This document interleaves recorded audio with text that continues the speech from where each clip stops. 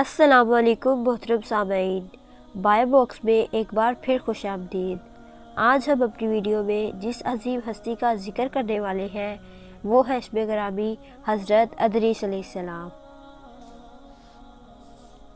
Video میں آگے بڑھنے سے پہلے آپ سے گزارش ہے کہ ہمارے چینل کو سبسکرائب کر کے بیل کے نشان کو پریس کر دیں تاکہ آنے والی ہر نئی ویڈیو آپ تک پہنچ سکے۔ آپ کا اصل نام ہنوک تھا اور ادریس آپ کا لقب تھا۔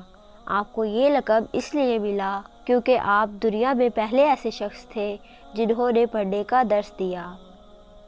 بائبل کے مطابق آپ کا نام ہنوک تھا اور آپ یارد کے بیٹے تھے۔ آپ کی والدہ کا نام برکانہ تھا اور آپ کی بیوی کا نام عادنہ تھا۔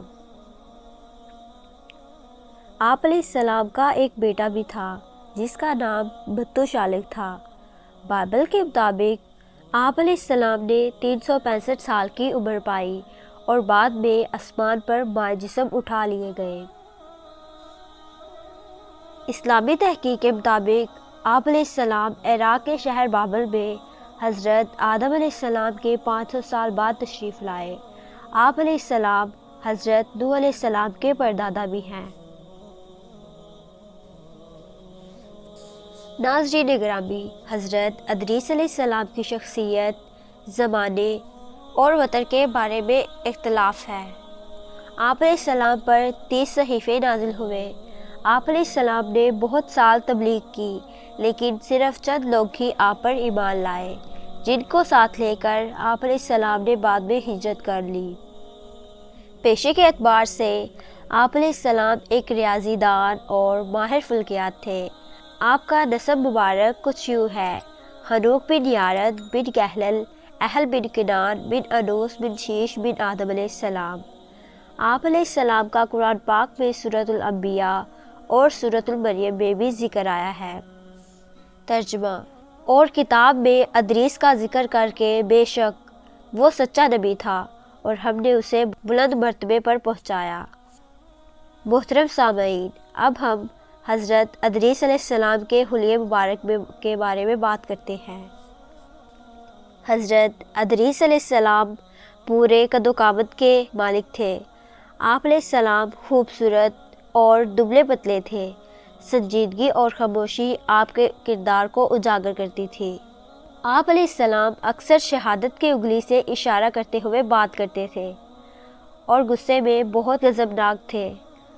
آپ کی تعلیم و تبلیغ کا مقصد یہ تھا کہ لوگ شراب نوشی اور نشہ آور چیزوں سے اجتناب کریں، کتے اور سور کا گوشت نہ کھائیں، خدا کی پرستش کریں اور دنیا میں عدل و انصاف قائم کریں۔ اس بات میں کوئی اختلاف نہیں ہے کہ آپ علیہ السلام بہت پہل حضرت شیش کے مذہب کو مانتے تھے، لیکن نبوت ملنے کے بعد آپ علیہ السلام نے اپنے دین کی تبلیغ میں کاوشیں کی۔ آپ علیہ السلام نے اپنے دور کے لوگوں کو بتایا کہ میں اللہ پاک کی طرف سے تمہارا نبی بنا کر بھیجا گیا ہوں، جیسا کہ مجھ سے پہلے بھی بہت سے انبیاء کرام آئے اور میرے بعد بھی خدا کے برگزیدہ بندے آئیں گے۔ محترم سامعین، اب ہم حضرت ادریس علیہ السلام کی آخری لمحات پر نظر ثانی کرتے ہیں۔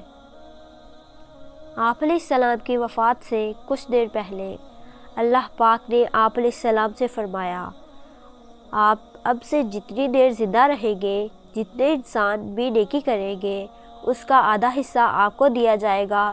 اس پر آپ علیہ السلام بے ہوش ہو گئے۔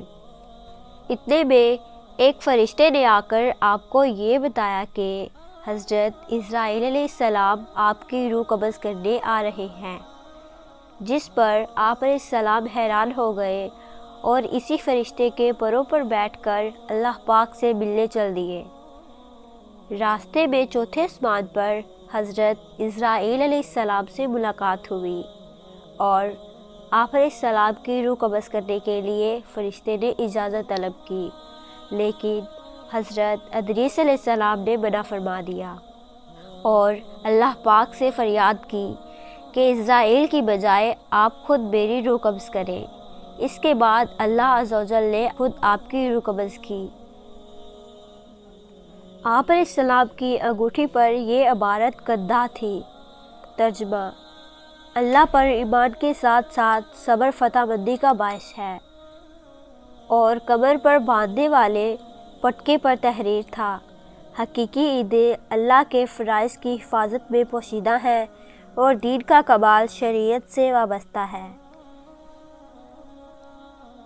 حضرت ادریس علیہ السلام کے بہت سے اقوال مشہور ہیں۔ انہوں نے فرمایا، دنیا کی بھلائی حسرت ہے اور برائی ندامت۔ خدا کی یاد میں اور عمل صالح کے لیے خصوص نیت شرط ہے۔ جھوٹی قسمیں مت کھاؤ، ایسا کرنے سے تم بھی شریک گناہ ہو جاؤ گے۔ فلسفہ کی کتابوں میں جن علمی جواہرات اور حرکات نجوم کا تذکرہ آیا ہے، سب سے پہلے ان کا ذکر انہی کی زبانوں سے ہوا ہے۔ ہیکلوں کی تعمیر اور علم طب کی ایجاد بھی انہوں نے کی۔ جب آپ علیہ السلام زمین پر خلیفہ بنے تو آپ علیہ السلام نے اپنے علم و حکمت سے اللہ پاک کی مخلوق کو 3 طبقوں میں تقسیم کیا۔ پہلا کاہن، دوسرا بادشاہ اور تیسرا رعیت ہے۔ چونکہ آپ علیہ السلام ایک ریاضی دان اور ماہر فلکیات تھے اور سائنسی علوم پر بھی فوقیت رکھتے تھے، اس لیے آپ علیہ السلام نے دنیا کو تحقیق کی ایک نئی راہ دکھائی، جس پر عمل پیرا ہو کر آج دنیا اتنی جدید بن چکی ہے جس کا اندازہ لگانا بہت مشکل ہے۔ امید ہے کہ آپ کو ہماری ویڈیو اچھی لگی ہوگی۔ اگر اچھی لگی ہو تو ہماری یوٹیوب چینل بایو باکس کو سبسکرائب کر دیں اور بیل کے نشان کو پریس کرتے ہیں۔ ملتے ہیں ایک نئی ویڈیو میں، تب تک کے لیے اللہ حافظ۔